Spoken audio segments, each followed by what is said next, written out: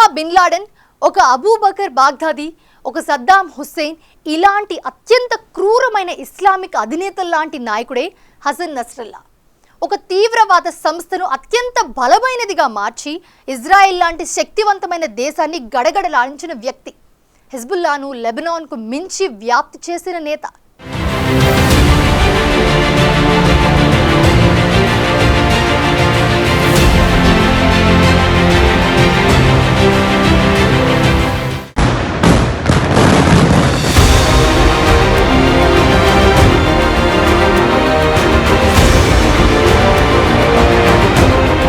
బీరూట్లోని Hezbollah కేంద్ర ప్రధాన కార్యాలయాన్ని లక్ష్యంగా చేసుకుని 4 భవనాలను తుక్కుతుక్కుగా కాల్చేసిన ఘటనలో సయ్యద్ హసన్ నస్రల్లా ప్రాణాలు కోల్పోయాడు.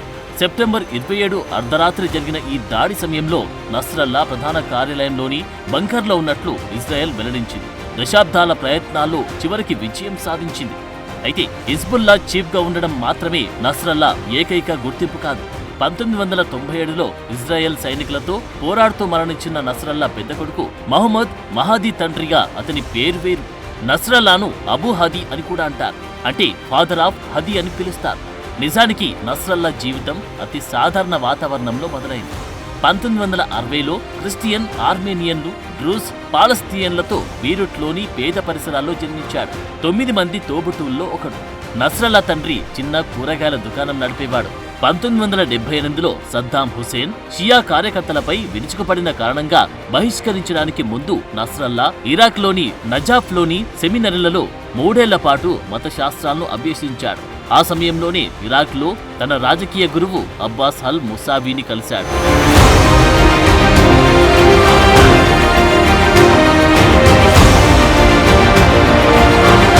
పాలస్తీనియన్ లిబరేషన్ ఆర్గనైజేషన్ PLO దాడులకు ప్రతీకారంగా లెబనాన్పై ఇజ్రాయెల్ దాడికి ప్రతిస్పందనగా జూన్ 1982లో హిజ్బుల్లా రాడికల్ గ్రూప్ ఏర్పడింది.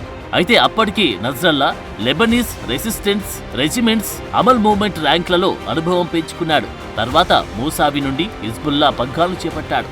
హిజ్బుల్లా ఏర్పడిన 10 ఏళ్ల తర్వాత అంటే 1992లో హిజ్బుల్లా నస్రల్లా ఆధీనంలోకి వచ్చింది.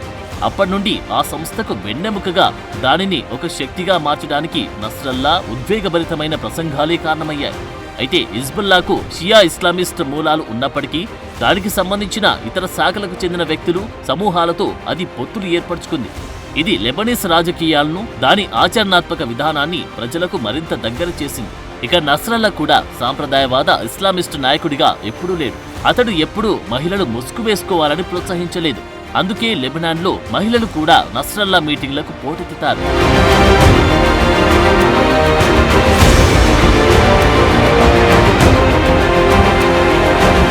నస్రల్లా ఉద్వేగమంతా స్వేచ్ఛ, సమానత్వంపైనే నడిచింది. జెరూసలేం విముక్తి కోసం పిలుపునిచ్చాడు. ఇజ్రాయెల్ను జియోనిస్టు అస్తిత్వంగా పేర్కొన్నాడు. ఇజ్రాయేలీలందరూ వారి మూల దేశాలకు తిరిగి రావాలని, ముస్లింలు, యూదులు, క్రైస్తవులకు సమానత్వంతో ఒక పాలస్తీనా ఉండాలని వాదించాడు.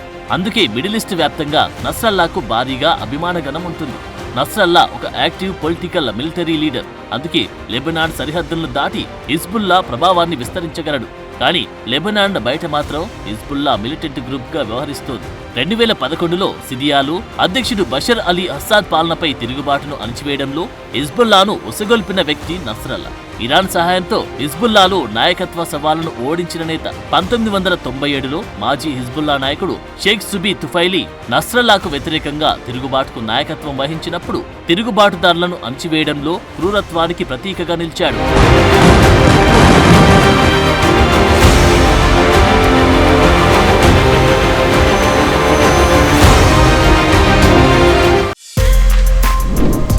For more videos like this, subscribe Big TV channel.